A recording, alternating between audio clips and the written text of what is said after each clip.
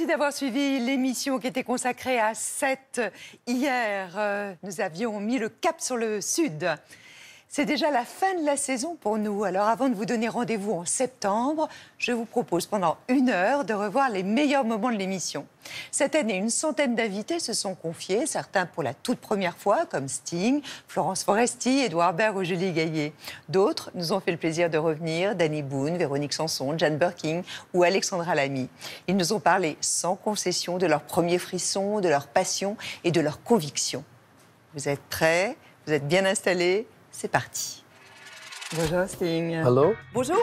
Bonjour Danny Boone. Bonjour Ellie. Non mais non, vous n'en êtes là. pas là. Bonjour. Allez, on s'embrasse. Florence Foresti est avec nous ce matin. C'est vous faire plaisir à maman. Elle m'a dit, tu vas prendre le thé quand même, tu fais un effort. Donc voilà, hop, hop. Montrez-moi vos mains. Ah, pas un gros plan, hein. À ce point-là. Voilà, c'est bon. Voilà, ça commence bien. Je vous attends depuis 20 ans. C'est très long, 20 ans. C'est gentil d'avoir cette patience. Comment ça va? Très très bien.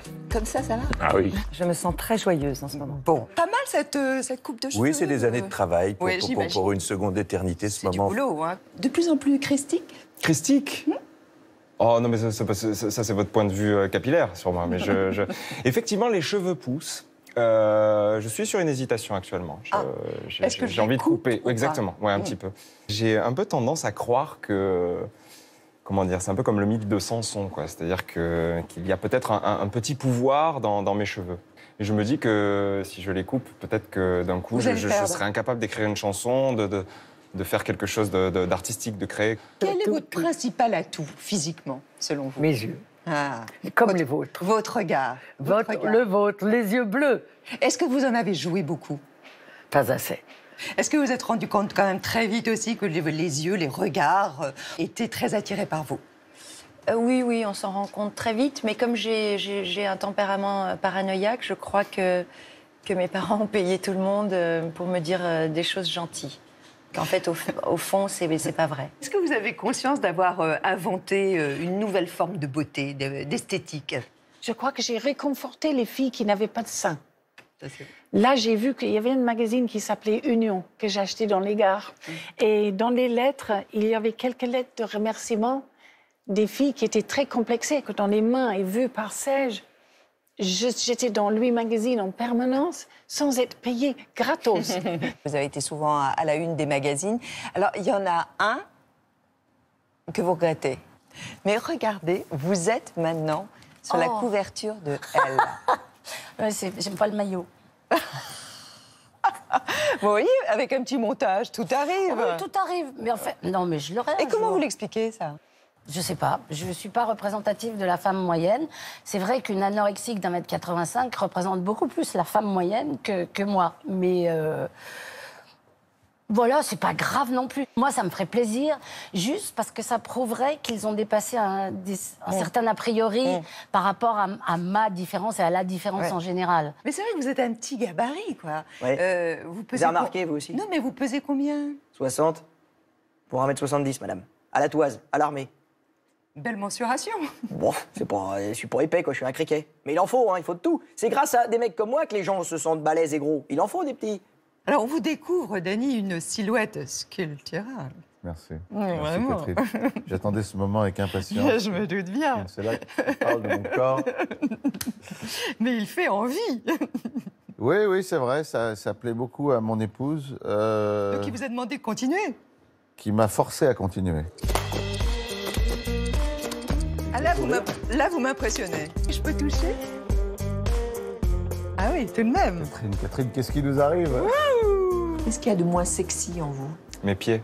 Si vous étiez homo, par qui vous aimeriez être séduit? Je trouve que Julien Doré est extrêmement minet, mais assumé, et c'est très plaisant. Sublime silence, autour de moi tu danses et moi j'oublie. C'est à toi que je pense, c'est ta bouche brûlante quand tu souris. Est-ce que vous pensez être intéressante? Très. C'est vrai? Très. Que répondent d'autres.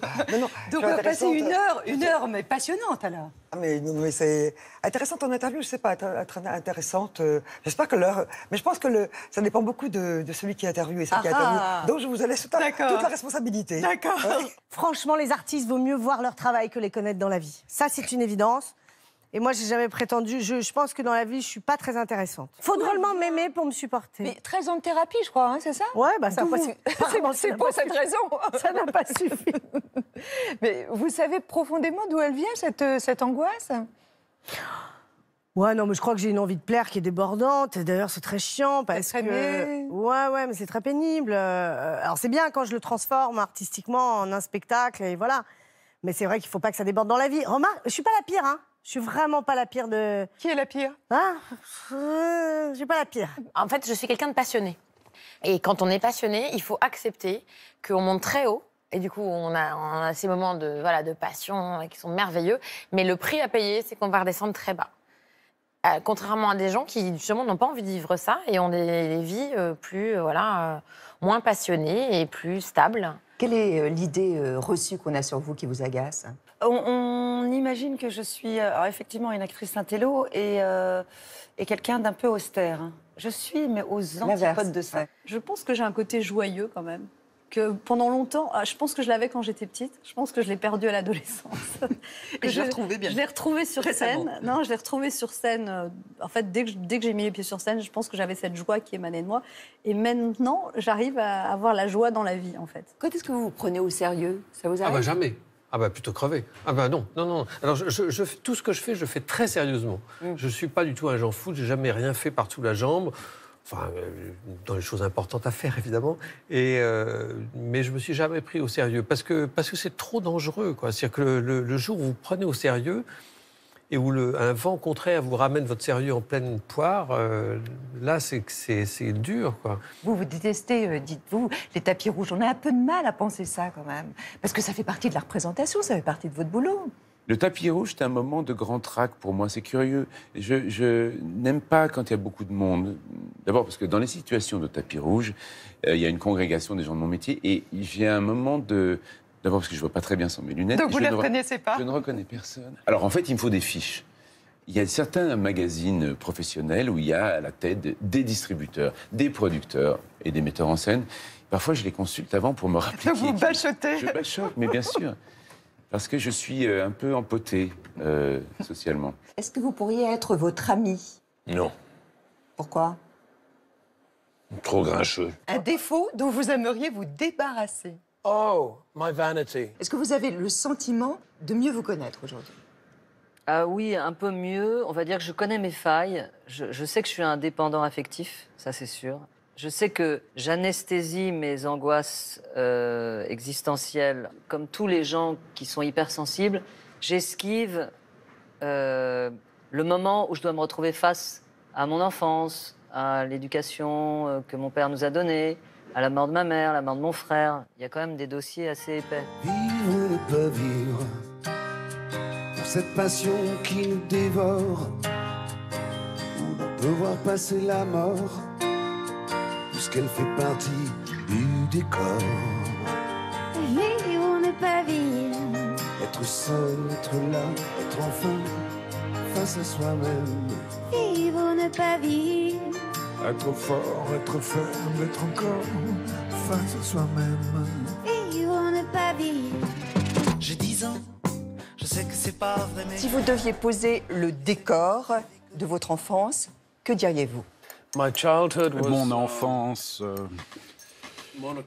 était monochrome, grise, pas du tout en couleur. Je ne sentais pas que j'appartenais au sein de ma famille, de ma communauté. Je sentais que j'étais comme si j'avais été adopté au mauvais endroit. On se sort jamais de son enfance, on s'en remet jamais. On s'en remet jamais, comme dit le poète. J'ai eu 10 ans, je ne les ai plus, je n'en reviens pas. Et moi, c'est quelque chose qui me... Il y a des gens pour qui la nostalgie est un bien-être, une façon de se ressourcer. Moi, c'est une blessure, la nostalgie. Ça me meurtrit, ça me... Quand je pense à mon passé, à mon enfance, je suis désespéré. Mais pourquoi? Parce qu'elle était belle, cette enfance? C'était belle. était douce comme le miel, comme je dis souvent. Magnifique, entouré de mes 5 frères et sœurs, avec des parents aimants. J'étais une enfant facile, mais ce qui ne se voyait pas, c'est que à l'intérieur, il se passait des choses beaucoup plus sombres. Donc, lesquelles? Je donnais le change, je donnais l'impression d'être une enfant sage et heureuse, alors que j'étais extrêmement torturée et que je me livrais à des jeux d'angoisse avec moi-même pour prouver que Dieu existait. Je me couchais au milieu de la rue en disant si Dieu existe, il empêchera les voitures de m'écraser. Mes parents ne savaient rien de tout cela. Mais à quel âge? Oh, à 8 ans. À 12 ans, je voulais être... je voulais me consacrer aux autres, rentrer dans les ordres, prier. Puis j'ai fait ma première communion et j'ai pris ma première cuite.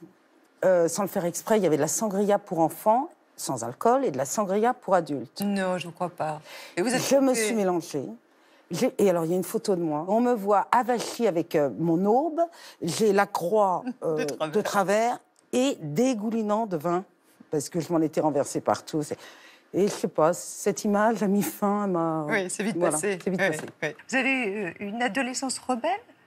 Il y avait des interdits chez vous? Vous les avez transgressés? Bah, pas trop, et je les ai quand même transgressés, donc je suis con, parce que j'avais une mère qui me faisait extrêmement confiance.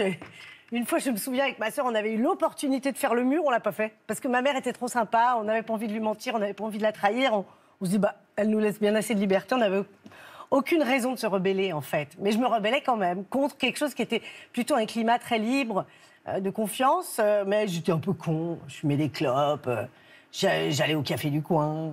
Non, Vous auriez pu tomber dans la délinquance? Oh, même pas. Tellement pas, mais tellement pas. Je suis une peureuse, moi, quand tous mes copains ou mes copines partaient faire du stop. Je dis, mais vous êtes fous! On va se faire enlever! Oh non, je reste à la maison. Vous dites tout de même que votre père vous a volé votre enfance. Oui, il l'a volé à cause de la violence. Et moi, j'ai eu quelqu'un qui supporte pas du tout la violence. Et mon père, enfin, c'était juste incroyable, la violence qu'il mettait dans la maison quand il rentrait. Mais ça, c'était au début, bien entendu. Tout ça, c'est atténué avec le temps. Contre votre mère et contre vous-même. Contre vous le dites moi, dans vos livres, vous oui, le dites. mais contre moi, ça a toujours été différent parce que, d'une certaine manière, comment dire, je le cherchais tout le temps. Puisque j'essayais de venger ma mère. Les problèmes, c'était entre ma mère et lui au début. Et puis, comme souvent dans les couples... Elle se rebiffait ou pas? Bien sûr. Ah oui, ma mère était très féministe. Elle n'a jamais pensé à partir? Bien sûr, je me souviens d'avoir parlé plusieurs fois avec elle. Je l'encourageais, bien entendu. Je rêvais de me retrouver avec ma maman pour pas tout seul. Mais à l'époque, je sais pas, j'avais 7-8 ans. Ma mère, c'est ma vie, quoi. Oui, bien sûr. C'est normal. Et c'est un amour. C'est une femme extraordinaire. On voit plus son papier peint chez elle. On sait plus de quelle couleur il est, tellement il y a toutes mes affiches, les photos, les articles, les enfants, les petits-enfants. Mais en tout cas, elle m'a fait aimer les femmes, quoi. Et la sensibilité féminine. Vous auriez aimé naître femme? Oh bah non, je me suis jamais vraiment posé cette question. Oui, pourquoi pas? Oui, je serais devenue lesbienne. Quand j'étais petit, vu la situation de la femme dans nos sociétés, j'avais très très peur de me réveiller un matin transformé en femme. Vous dites que couvrir les corps, c'est couvrir les idées. Je suis sûr de ça. Quand une femme peut se promener court vêtue dans la rue et qu'on l'embête pas, ça veut dire qu'elle est respectée, ça veut dire qu'on est dans un pays de liberté. Quand une femme est obligée de se protéger du désir de l'homme, on va commencer à cacher toutes sortes de choses. Et c'est dans les familles qu'on règle tout ça. C'est dans l'organisation d'une famille, dans le fait que personne n'a à dire à une femme ce qu'elle doit porter ou ce qu'elle doit faire. Et qu'on le veuille ou non, c'est un marqueur de civilisation très fort. C'est quelque chose qui autorise l'espace public. Certaines femmes se réclament du féminisme islamique. Qu'est-ce que vous en pensez? Un oxymore. C'est une contradiction dans les termes. Et faut-il que je dise pourquoi? C'est d'une certaine façon la surveillance de la sexualité féminine, avec beaucoup de contraintes. C'est une place particulière attribuée aux femmes. C'est un divorce totalement inégal. C'est la polygamie possible. C'est un héritage totalement inégal. Enfin, je peux continuer comme ça assez longtemps. Donc, j'estime, pour ma part, que nous ne sommes pas du tout dans une société égalitaire dans certains pays où l'islam s'impose à la politique, ou devient politique. Vous dites que la société rwandaise, en fait, elle s'est reconstruite grâce principalement aux femmes. Pour quelle raison? Au Rwanda, il y avait ce cas très particulier que les hommes étaient soit morts, soit en prison, soit exilés.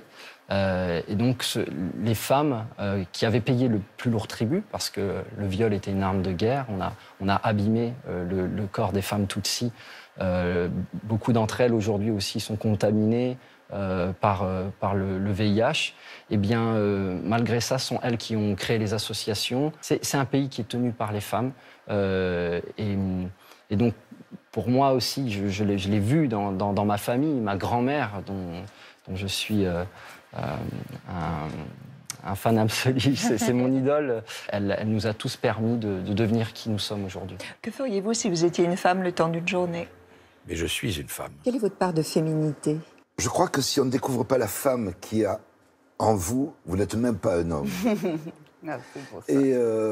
Mais c'est pas donné à tout le monde, et c'est là le problème. Je crois qu'il faut être un peu dans un itinéraire bien heureux pour accepter, de s'accepter algérien, berbère, français, toulousain, femme. Et bien heureux, ceux qui ont trouvé la femme qui vit à eux, ça leur permet d'être des hommes.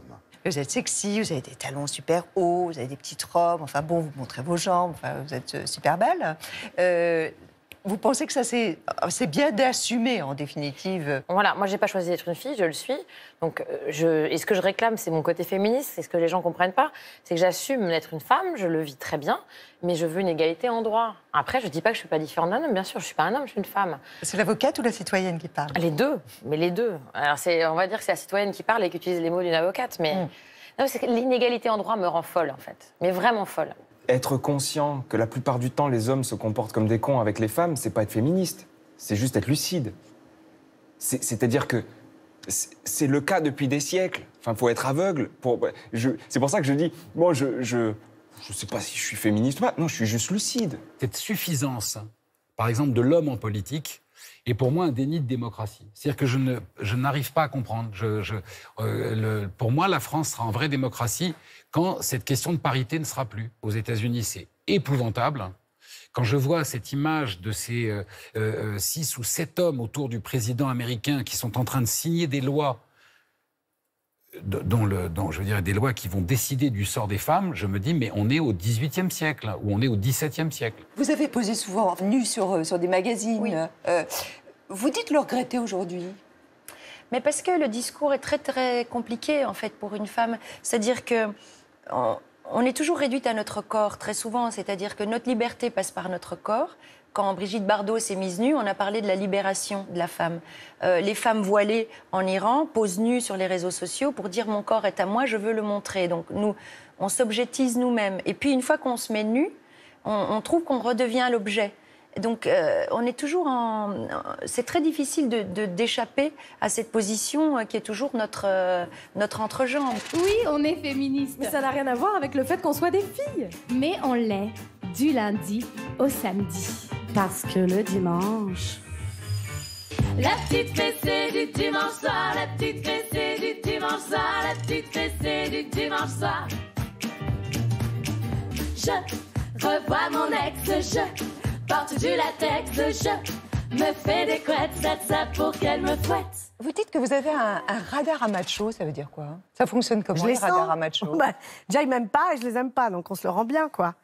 C'est-à-dire qu'en général, c'est des hommes qui ne peuvent pas rentrer en contact avec moi. Et moi, je ne peux pas non plus rentrer en contact avec eux. Je les sens, c'est normal. Enfin, je veux dire, on le sent quand on n'est pas pris au sérieux ou pas considéré ou que... Ça vous arrive encore, ça? Bah, évidemment. Évidemment. Ça se sent tout de suite, c'est immédiat. De toute façon, les vrais machos, entre guillemets, pas le macho publicitaire, le vrai macho, c'est-à-dire qui est vraiment persuadé que les femmes, c'est bien dans un certain domaine et point barre, ils peuvent même pas me dire bonjour, presque. Hein. Les hommes nous haïssent au plus profond d'eux-mêmes, mais qui sont vachement polis et qui nous... Qui peuvent tomber amoureux. Qui peuvent tomber amoureux, bien sûr, et tout ça, mais en fait... Pour éprouver quoi, la domination masculine? et le mépris qu'ils ont pour quelquefois et souvent pour nous. Salut, c'est Olive, on est ensemble jusqu'à 11h. J'espère que vous êtes en forme, on va démarrer dans un instant.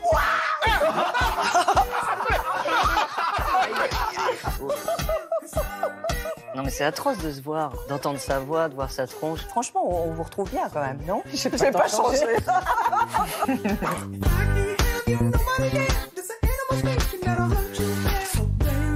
C'est vrai, Ariel n'a aucune limite. Mais est-ce que vous en avez, vous?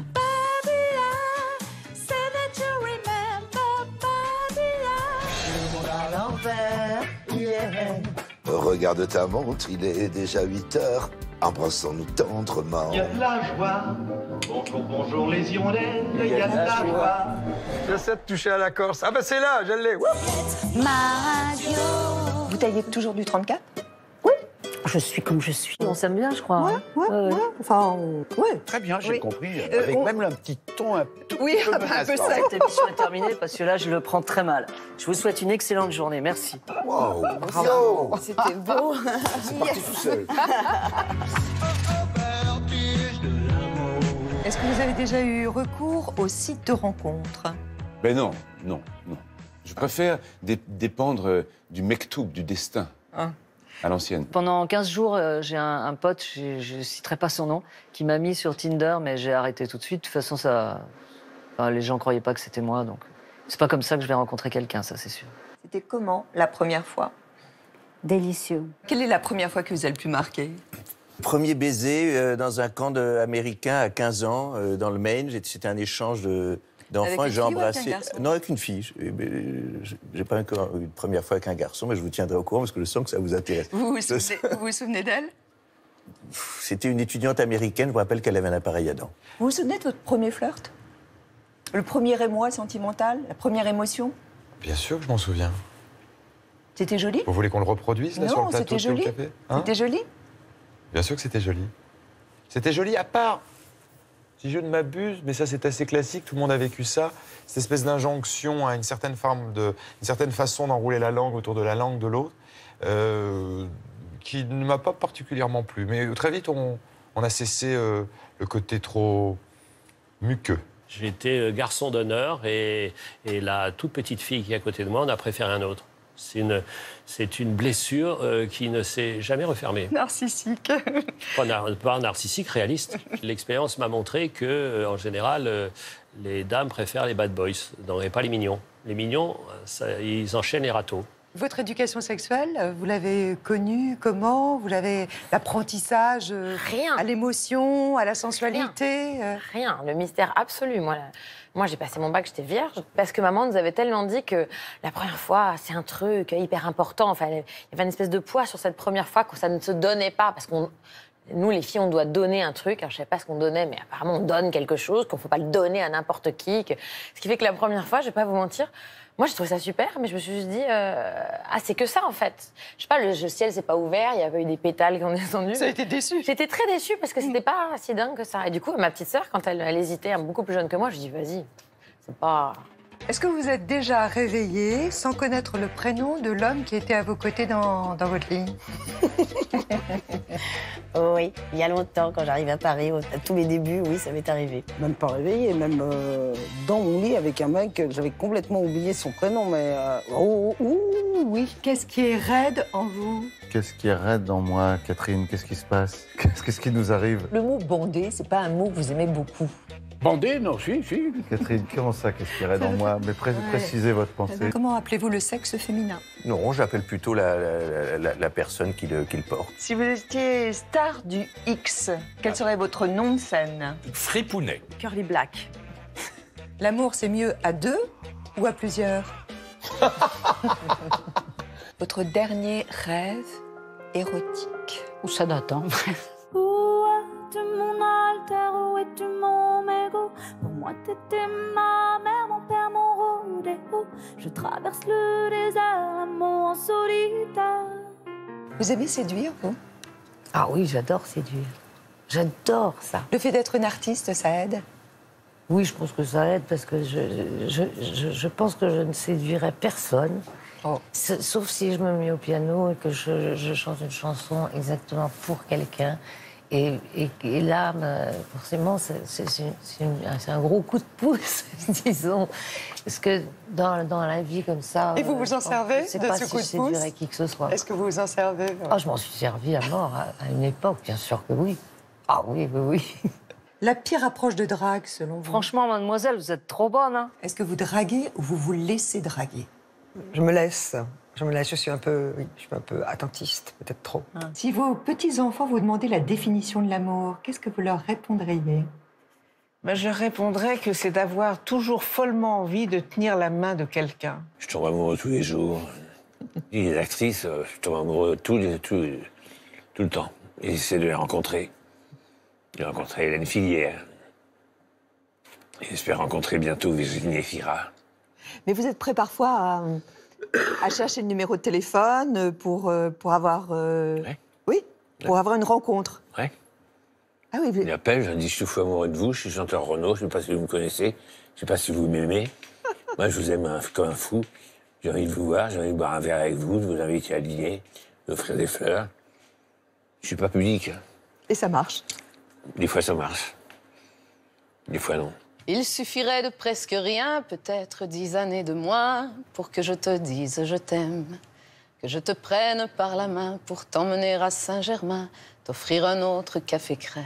Vous avez été malheureux ou en amour? Oui, essentiellement. Ah oui? Il y a eu des coups d'illusion lyrique, mais enfin, ça a toujours été bref. Mais comment vous l'expliquez? Menant une vie sentimentale différente de la norme communément admise, je pense que je... C'est-à-dire aimant les deux sexes? Oui, moi plutôt les garçons même, tant dire les choses comme elles sont. Je ne m'empêche pas d'aimer les femmes.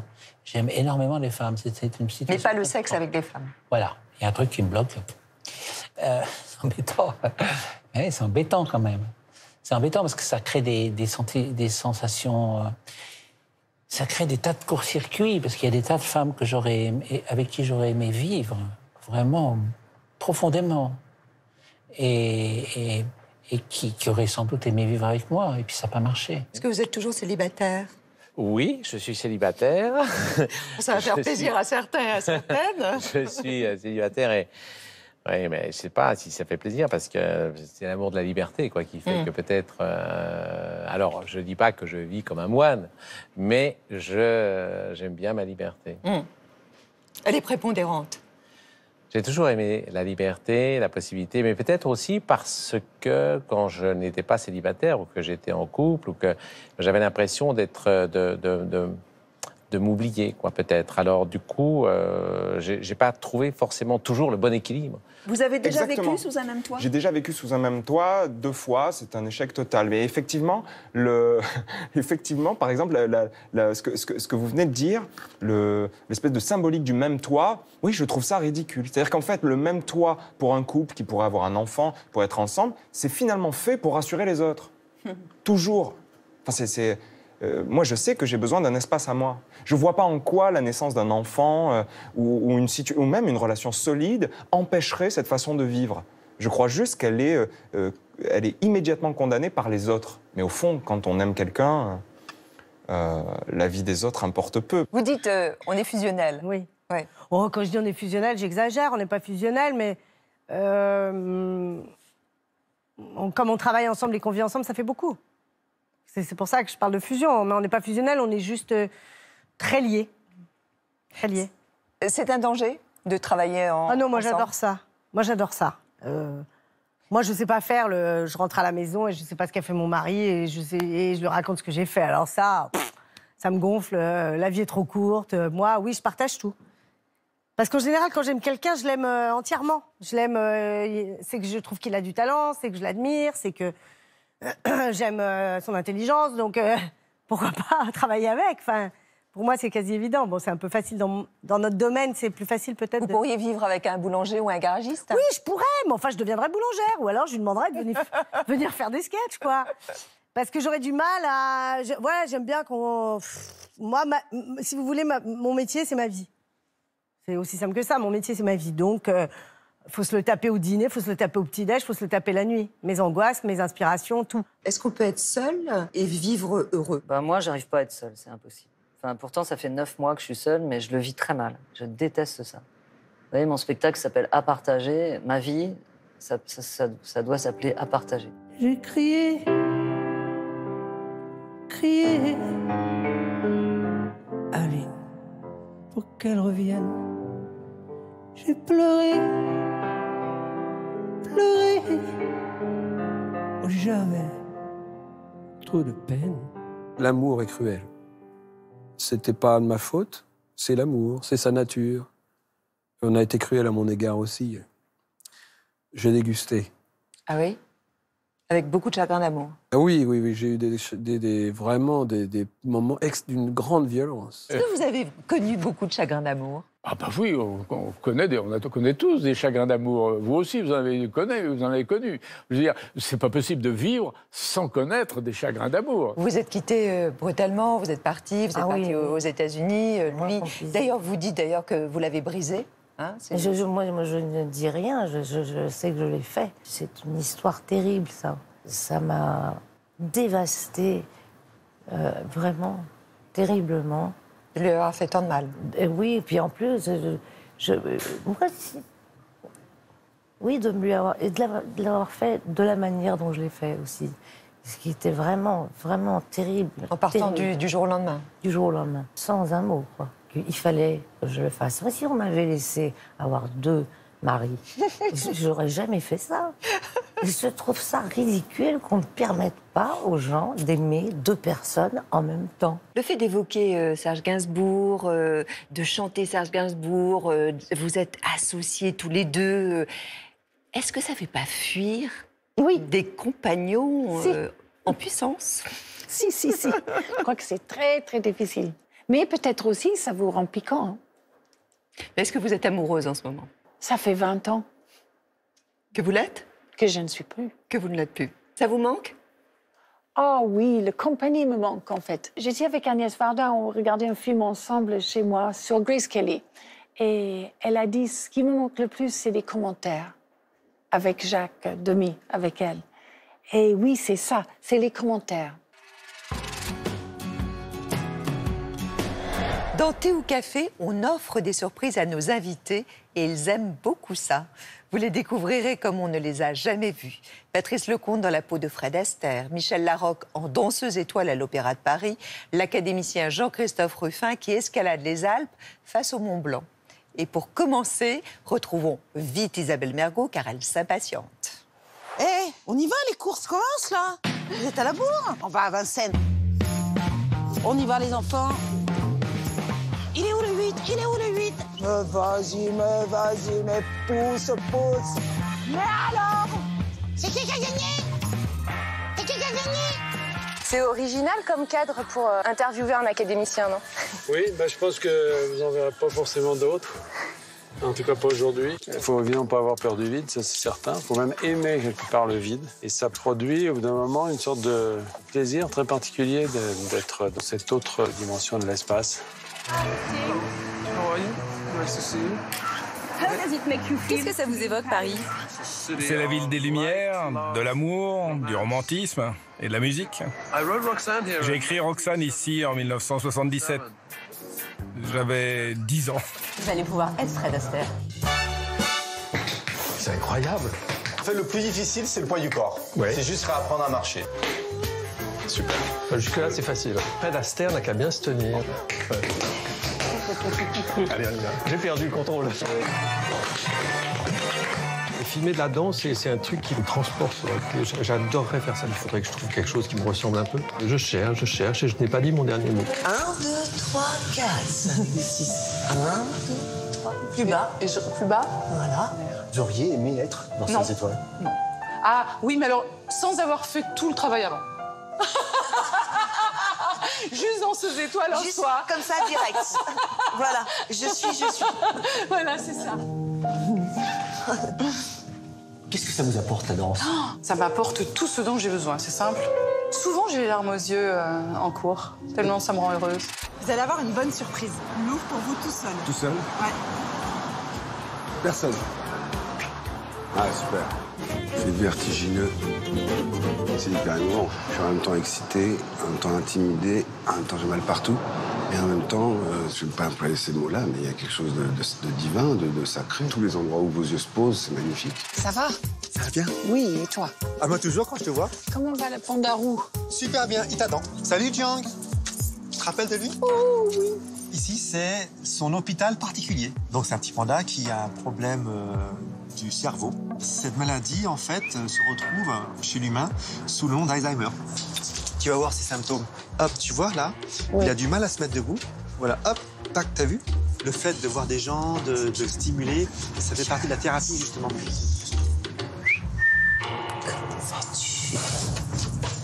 On arrive! On va les avoir mérités. Vous y croyez encore? Ben oui, j'y crois. Ben, on va pas se laisser intimider par 3 gouttes de pluie. Vous seriez capable de partir sous l'orage, là? Sur une barque? Oui, oui, je pourrais. Chiche. Ben, je pense. Est-ce que vous avez le pied marin? Ben, je pense que oui. J'ai le pied marin, le cœur marin, tout. J'ai pas beaucoup de coordination, mais j'ai beaucoup de volonté. Regarde, il y a des gros poissons! Ils sont énormes! Mon Dieu, j'ai peur. Là, il pourrait m'arriver un malheur, là. Vous auriez dû être, on sait, hein, ce jour-là, à la conférence de rédaction, ce 7 janvier 2015. Qui est-ce qui vous a prévenu? C'est un graphiste du journal, Jean-Luc, qui, en fait, était sous une table et m'a appelé. Voilà. Qu'est-ce qu'il vous a dit? Il m'a dit, ils nous ont attaqués, ils nous ont tiré dessus, il faut que tu viennes. Plus je montais l'escalier, plus il y avait de sang, et plus c'était difficile d'imaginer qu'il ne s'était rien passé, parce qu'on avait les témoignages des gens qui y étaient déjà et qui disaient que c'était... Voilà. Et vous dites que vous avez quand même changé de posture après les attentats, que ce soit à Charlie Hebdo, le Bataclan, Nice. Ça m'a explosé, c'est le mot. C'est comme si du lointain me parvenait quelque chose de terrifiant, de cauchemardesque. Que vous aviez déjà connu. Que j'ai déjà connu. Je n'aurais jamais imaginé que ça puisse arriver ici, à Paris. D'autant plus que les copains de Charlie Hebdo, je les ai connus. Vous étiez ami avec eux? Oui, j'étais ami avec eux. Et puis, c'est terrifiant ce qui est arrivé sur une terrasse de café, comme c'est arrivé. Ça arrivait à Alger quasiment tous les jours pendant 10 ans. On est arrivé à 200 000 morts. Et on frappait parfois une porte, la porte s'ouvre et une famille entière était mitraillée, comme ça, juste pour semer la terreur. Mais vous pensiez un jour que les dessinateurs en France seraient une profession à risque? Quand j'ai créé Cartooning for Peace, je suis allé voir mes copains danois à Copenhague. Et quand j'ai vu qu'ils vivaient un cauchemar, celui Kurt Vestergaard, qui est le plus connu des Danois, il est accompagné de 6 policiers avec des fusils mitrailleurs. Sa salle de bain, c'est un bunker qui, Encore aujourd'hui? Encore aujourd'hui. Il n'y a pas très longtemps, ils ont essayé de le tuer à la hache. Donc il s'est enfermé dans son bunker. Et sa voiture est une voiture blindée qui fait 20 tonnes. Moi, je vais dans des écoles où il y a des petits jeunes de 14-15 ans, des fois, qui me disent « Mon copain, ils ont été assassinés, c'est bien fait. Ils l'ont cherché. » Et là, je me dis, bon, là, il y a du boulot. Il faut tout reprendre calmement. Et je préfère entendre des bêtises que d'entendre des balles siffler à mes oreilles. Vous dites dans le livre, 10 minutes peut-être de sommeil et des cauchemars effroyables reviennent, des têtes qui roulent, des corps ensanglantés. Tu essaies de remettre les têtes, de reconstruire les corps, tu n'y arrives pas. Plus d'une fois, j'ai tenté de remettre le cerveau de Sharp dans sa tête, de réveiller Cabu, de Maciej Wolinski, de chercher les blessures d'Honoré, de Bernard Maris. Un véritable film d'horreur. Les victimes des attentats font toutes des cauchemars, ont toutes des flashs. Tu vis sans arrêt avec ces images épouvantables. L'épouvantable devient le quotidien. En fait, ce que je voulais dire, c'est que quand il arrive aux gens un drame, il y a des mots, en fait, à ne pas prononcer. De quel genre? Moi, j'avais entendu des gens me dire ça va aller, c'est rien, va falloir oublier. Or, faut pas du tout banaliser. Et la seule présence est déjà quelque chose d'important. Qu'est-ce que vous avez ressenti les premières minutes quand vous êtes monté sur la scène du Bataclan? Eh bien, j'essayais de résoudre 2 choses très importantes. D'abord, d'honorer et de respecter les morts. Leur famille était là. Il y avait une femme qui tenait la photo de son fils pendant toute la représentation. Donc, c'était important d'avoir une minute de silence durant lesquelles les gens pouvaient méditer sur cette tragédie. Ensuite, de célébrer le Bataclan en tant que théâtre très connu, historique pour la vie, la musique et l'amusement. Donc, c'était mon intention. On and on the rain will fall like tears from a star, like tears from a star. On and on the rain will say how fragile we are. Si à ma place, vous aviez un candidat ou une candidate au djihad, qu'est-ce que vous lui diriez? Honnêtement, je crois que j'aurais pas les mots. Si elle est candidate au djihad, je dirais que c'est perdu. La bataille est un peu perdue. Ce qui m'intéresse, c'est qu'est-ce qu'on fait. Voilà, c'est en amont. Et tout le temps, c'est en amont que ça m'intéresse. Vous êtes totalement défavorable, en fait, à ce qu'on appelle la déradicalisation. Enfin, vous n'y croyez pas. Ça ne marche pas du tout, la déradicalisation. Non, mais ça, c'est vous le dites haut et fort.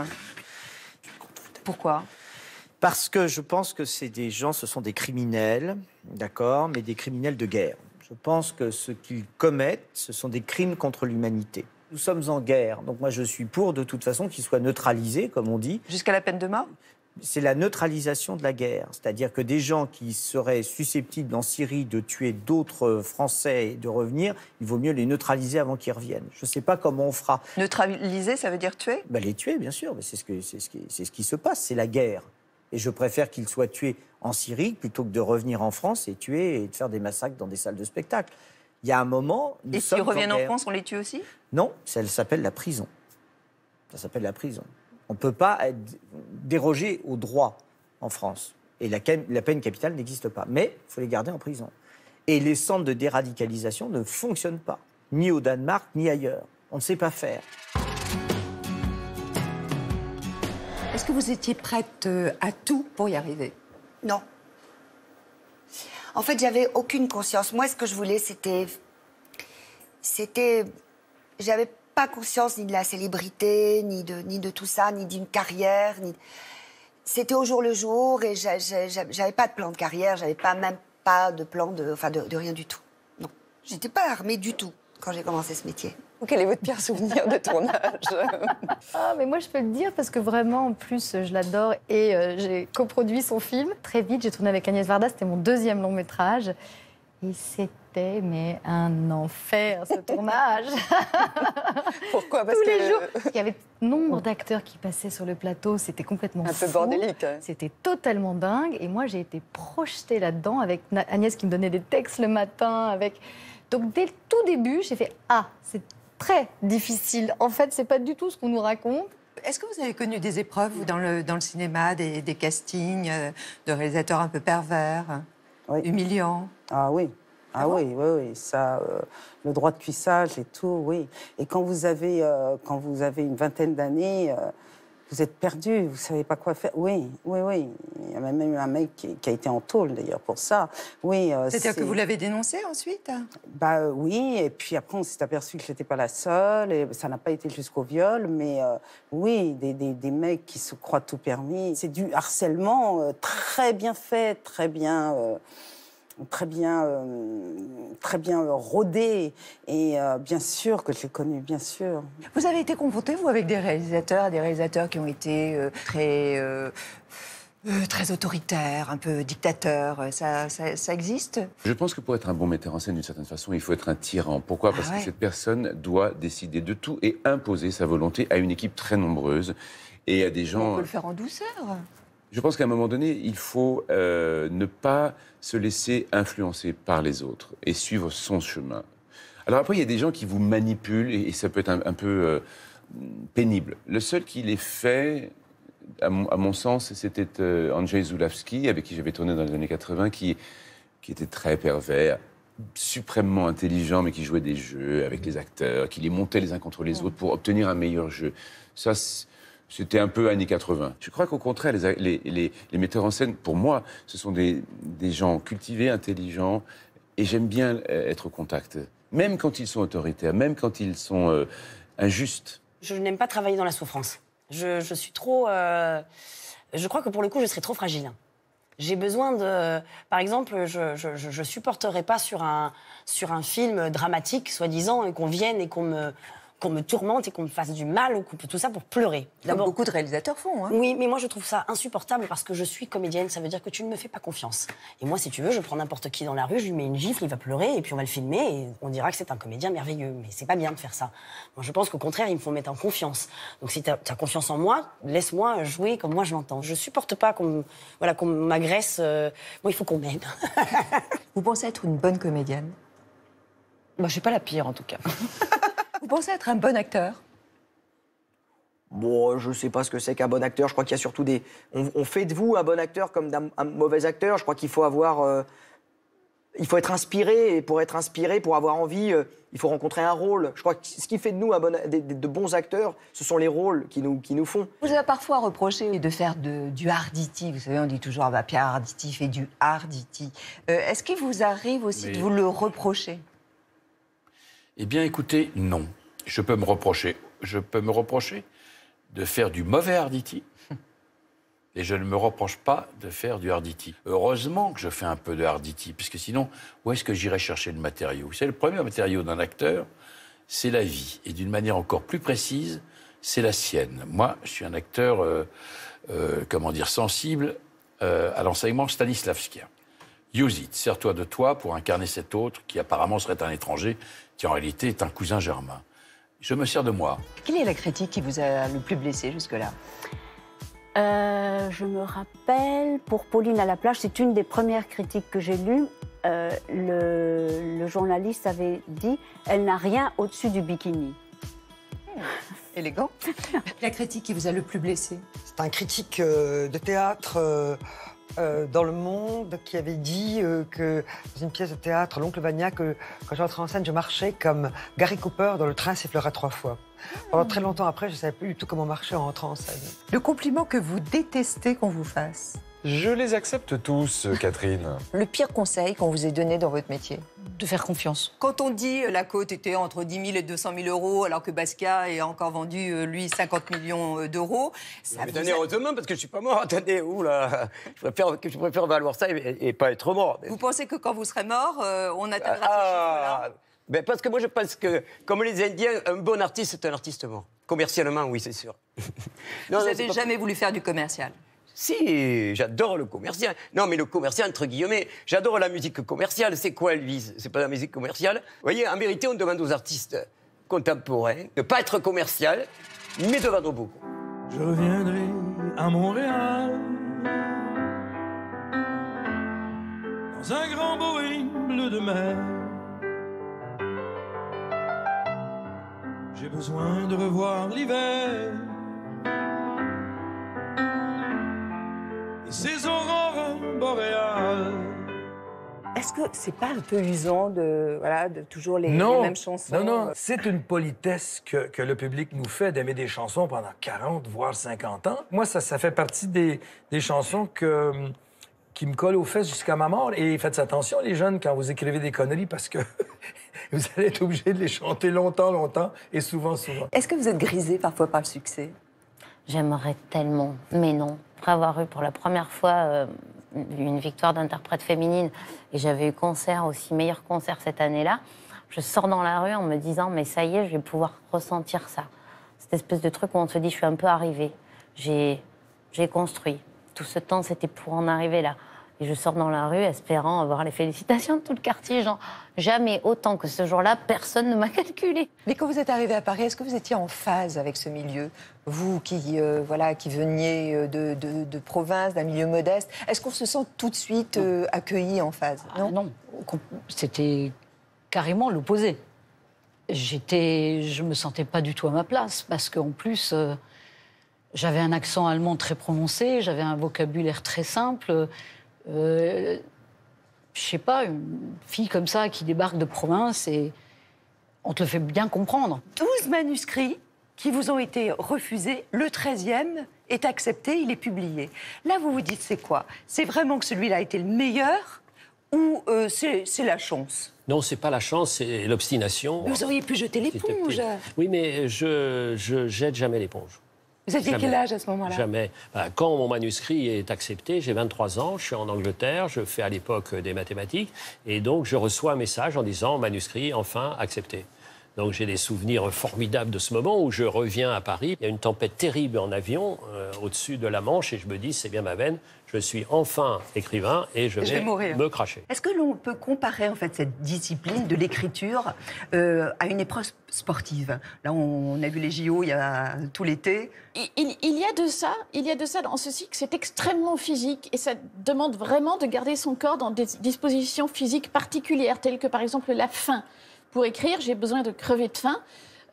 Donc, ça suppose de ne pas manger pendant beaucoup d'heures par jour. Donc, je ne sais pas si c'est comme ça pour les athlètes, mais enfin, c'est une condition physique. Ah oui, vous vous privez de nourriture et c'est un stimulant?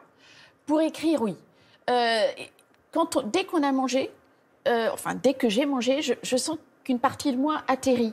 Et cet atterrissage, qui peut être très agréable pour d'autres domaines de la vie, ne convient pas du tout à l'écriture.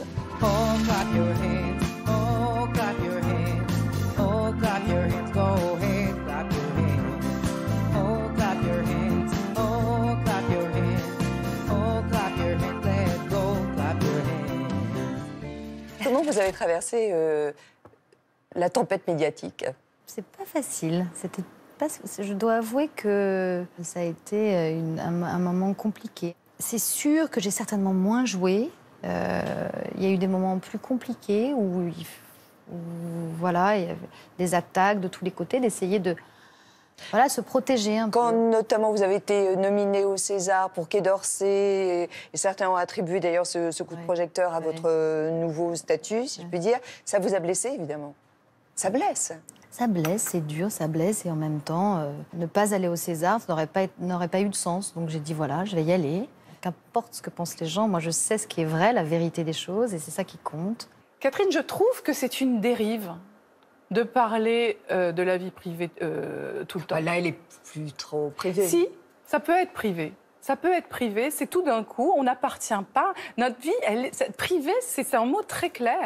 Je veux dire, ça ne fait pas partie du spectacle. Quand j'aime quelqu'un, ou quand je suis curieuse de quelqu'un, quand je l'observe, je n'ai pas besoin d'avoir les détails de sa vie privée. J'ai une impression, je capte des choses, je vois ses qualités humaines dans telle ou telle situation, mais je n'ai pas besoin d'en savoir plus. Contrairement à pas mal de personnalités, alors vous vous cachez pas avec vos enfants, vous êtes sur Instagram. Oui. On connaît votre vie par cœur. On me le reproche beaucoup. Je ne cache pas mes enfants, non. C'est des petits moments de bonheur. Ouais, des petits fragments, quoi, des fragments de vie. Exactement. Mais je vous dis, peut-être qu'ils iront passer des heures chez le psy à cause de moi, j'en sais rien. Mesdames, mesdemoiselles, messieurs, votez pour moi. Si vous aviez les clés de l'Élysée le temps d'une journée, qu'est-ce que vous feriez? J'aimerais m'y balader tout nu pendant une journée dans les jardins. Qu'est-ce que vous faites en état d'ébriété? J'aime tout le monde et je peux me mettre nue. Je vais le toucher, le pompon. Vous savez que... Celui-là, pas l'autre. Non, ça va vite. Chez quelle personnalité vous aimeriez rentrer en catimini? Son appartement ou son corps? Je voudrais passer l'océan, croiser le vol d'un goéland, penser à tout ce que j'ai vu, ou bien aller vers l'inconnu. I feel pretty, oh so pretty. Je sais pas que les nuits sans soleil. On a de moins en moins l'occasion de danser en vieillissant. Vous allez plus en boîte? Ah bah non. Vous allez en boîte, Catherine, vous?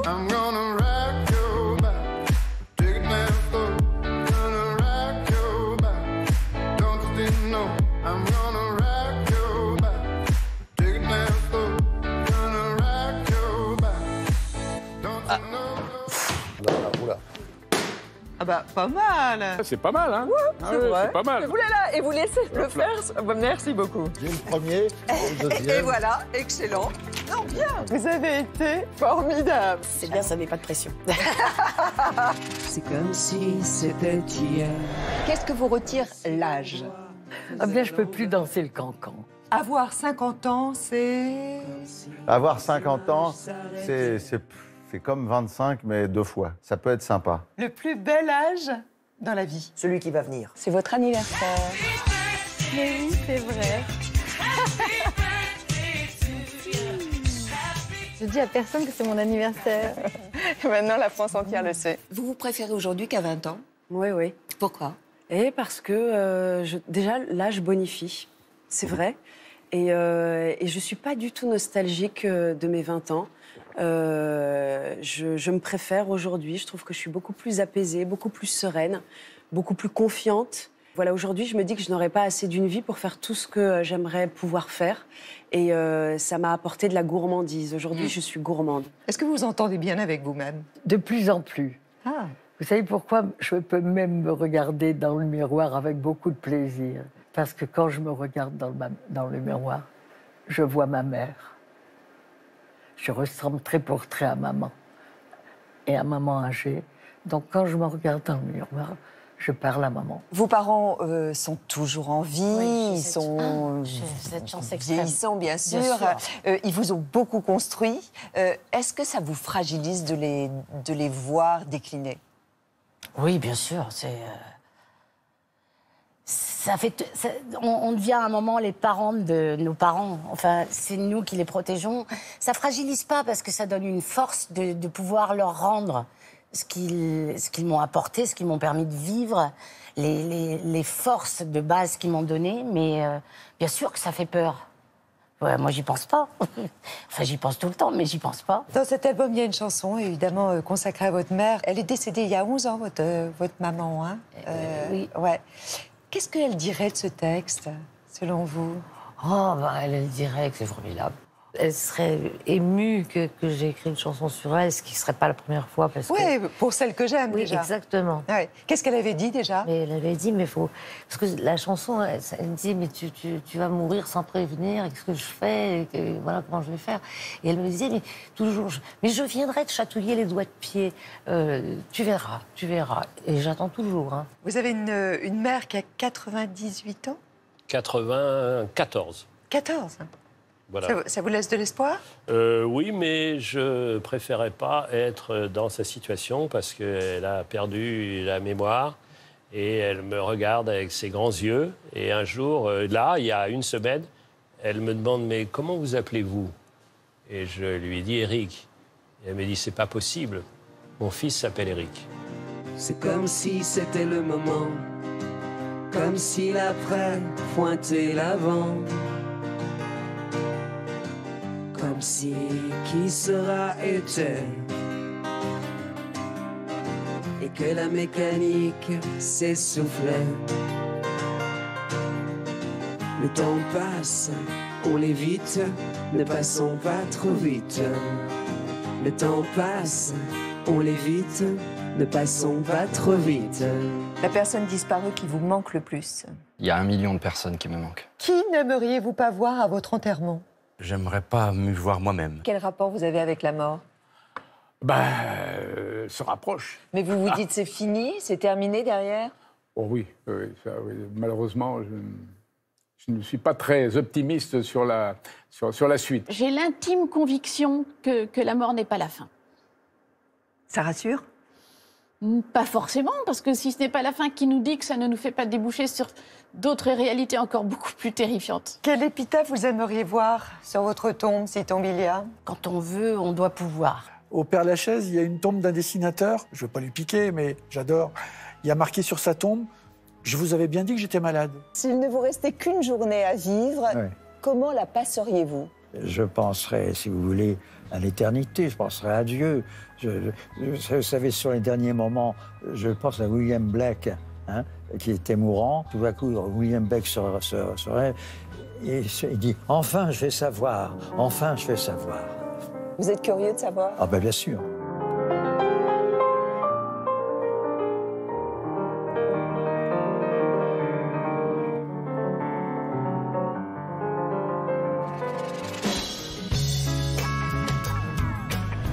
Qu'est-ce qui vous rend joyeux? Le fait d'être avec vous, nos ados, comme ça, Catherine, c'est pas désagréable. Merci beaucoup. Mais merci à vous, c'était un grand plaisir. Ouais. J'adore être avec vous. Ah, c'est gentil. Sans blague. Dès que vous voyez de la lumière... Même quand ça éteint, je viens. Merci pour cette belle émission. Je voulais vous offrir ces fleurs. C'est gentil. Voilà, elles sont pour vous. Merci infiniment. Ça fait du bien de pouvoir avoir encore des moments de parole. Aujourd'hui, vous étiez up. Bah, ici, franchement, vous vous rendez pas compte, c'est... Non, franchement, dans ma vie, c'est incroyable. Merci beaucoup, Florence. C'était la première fois, j'espère que ce ne sera pas la dernière. Ah non, certainement pas. Ah, vous reviendrez? Il y a des gens qui sont venus plusieurs fois. Ouais. Mais les gens sont maso. Non, c'était très bien. Merci, Catherine. C'est pas vrai. Merci à Juline Mareuil et Laurence Boulet pour ce florilège. Merci à tous nos invités pour ces bons moments. On se retrouve le 9 et le 10 septembre. D'ici là, vous passez un très bel été. Merci à vous pour votre fidélité, votre confiance et portez-vous bien durant toutes ces semaines. Bel été à vous. Merci.